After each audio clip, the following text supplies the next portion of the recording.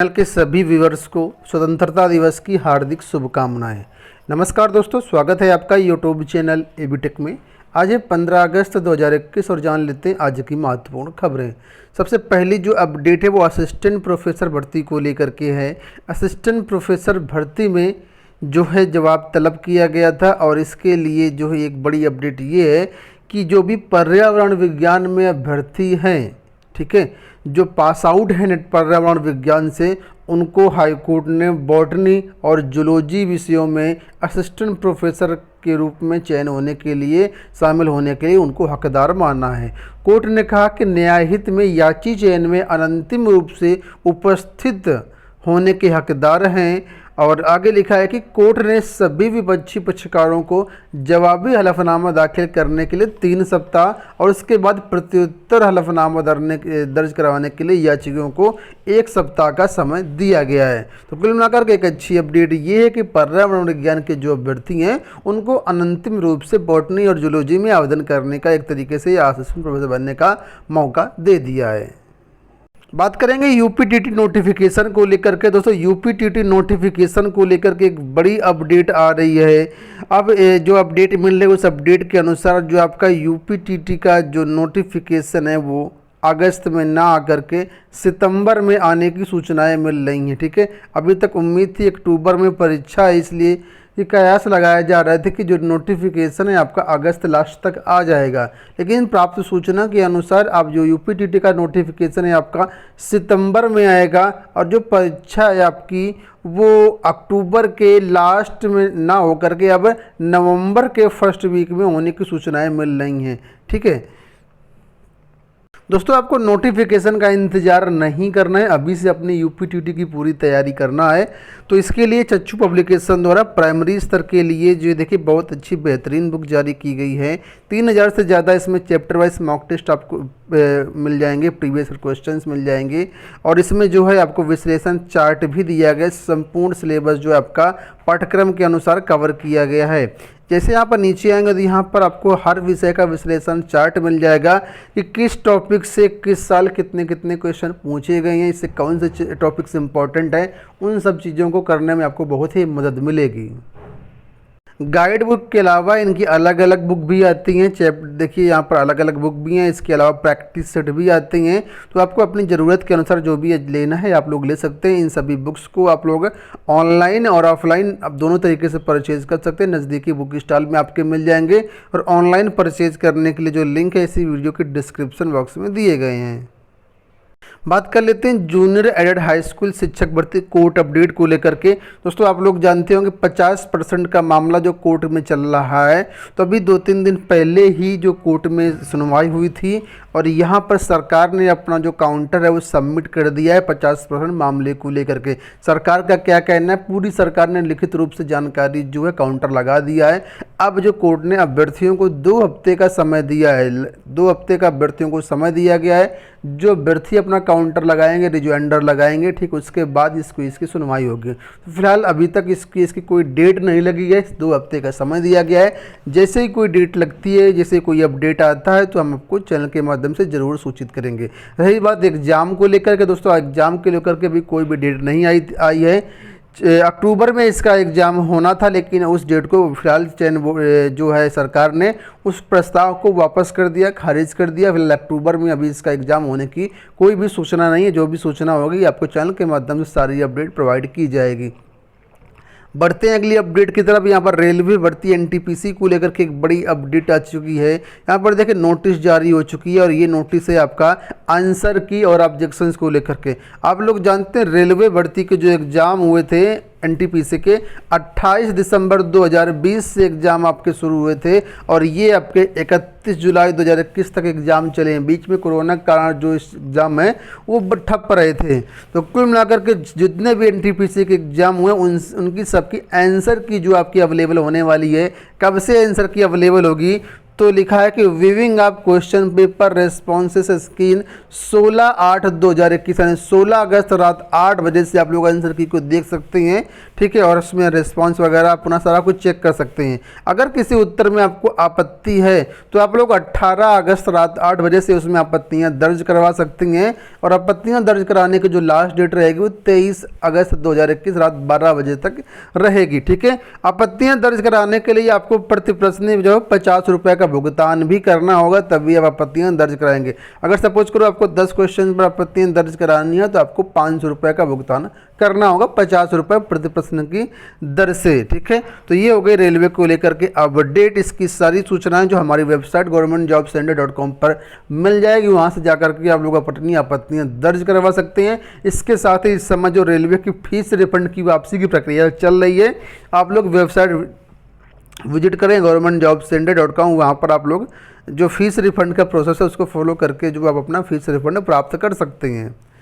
अगली अपडेट है दोस्तों यूपी ट्रिपल एससी को लेकर के, बहुत बड़ी अपडेट है। आप लोग जानते हैं जैसे प्रयागराज वाराणसी हो गई, यहाँ पर बाढ़ की स्थिति काफ़ी भयानक थी, अब तो थोड़ा सा कम होने लगा है। तो पीटी को लेकर के देखिए यहाँ पर अपडेट आया है कि पीटी के लिए बाढ़ प्रभावित क्षेत्रों में बनाए गए परीक्षा केंद्र बदले जाएंगे। बहुत सारे अभ्यर्थी पूछ रहे थे क्या सर जी इसके कारण जो यहाँ बाढ़ चल रही वहाँ पर परीक्षा रद्द होगी, अब क्या परीक्षा नहीं होगी? तो दोस्तों यहाँ पर अब ऐसा कुछ भी नहीं है। इस बोर्ड ने जो है वो बाढ़ प्रभावित क्षेत्रों पर जो भी परीक्षा केंद्र हैं उनको बदलने के लिए मन बना लिया है।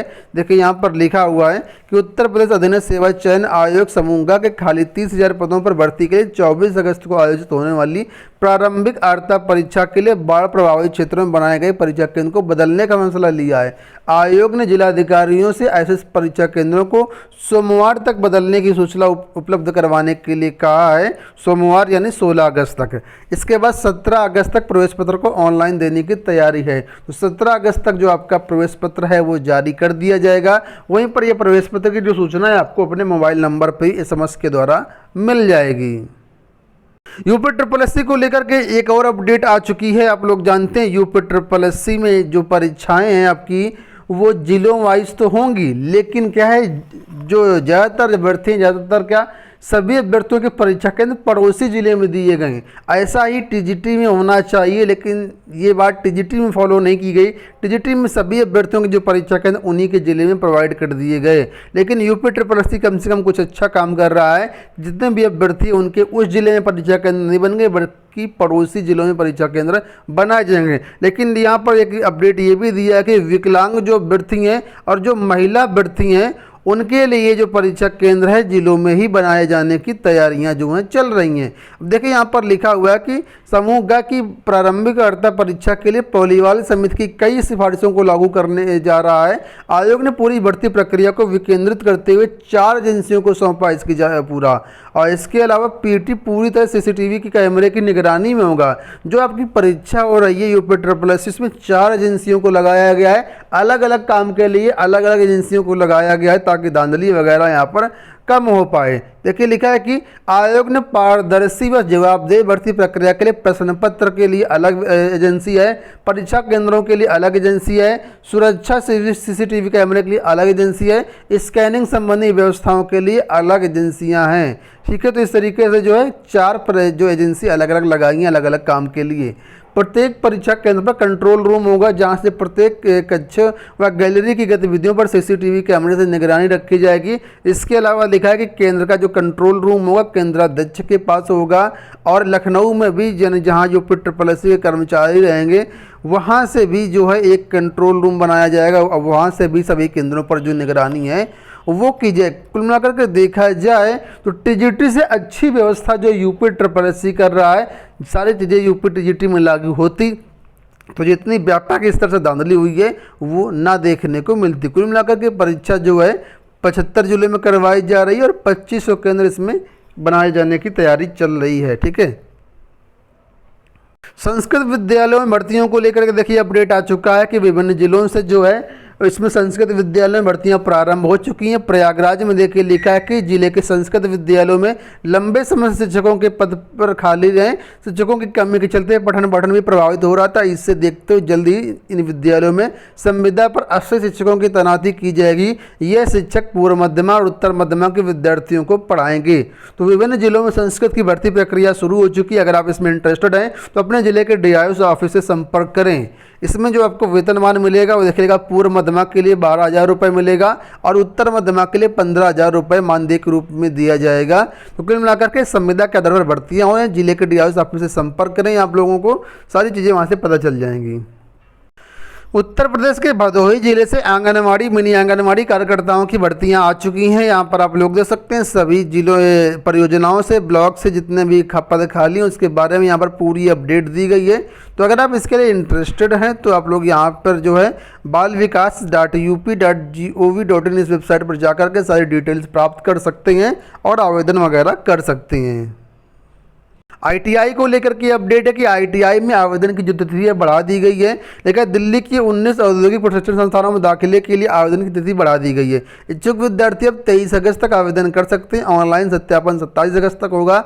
चॉइस भरने की अंतिम डेट जो है 29 अगस्त रहेगी। दाखिले के लिए संभावित रैंक सूची 30 अगस्त को जारी होगी और अंतिम सूची 6 सितंबर को जारी होगी। सीट राउंड के आवंटन के पहले राउंड का रिजल्ट 9 सितंबर को जारी किया जाएगा। तो ITI में आवेदन की जो डेट है वो बढ़ गई है। बात कर लेते हैं UPPSC को लेकर के लिखा है, प्रधानाचार्य भर्ती की CBI जांच कराने के लिए अड़े छात्र अभ्यर्थियों का आरोप, आधे चयनितों के अनुभव प्रमाण पत्र गलत हैं।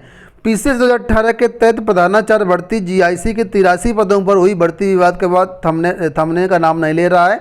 प्रतियोगी छात्र अब प्रधानाचार्य भर्ती की CBI जांच कराने की मांग कर रहे हैं। उनका आरोप है कि 83 में तकरीबन 40 चयनित अभ्यर्थियों का अनुभव प्रमाण पत्र मानक के अनुसार नहीं है। इसके बावजूद उनका आयोग ने चयन कर लिया, चयन निरस्त नहीं किया है।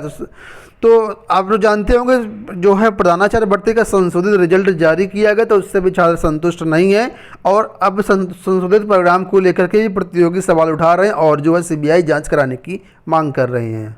में बात कर लेते हैं एक महत्वपूर्ण अपडेट के बारे में। लिखा है, निषाद समेत 17 अति पिछड़ी जातियों को मिलेगा आरक्षण।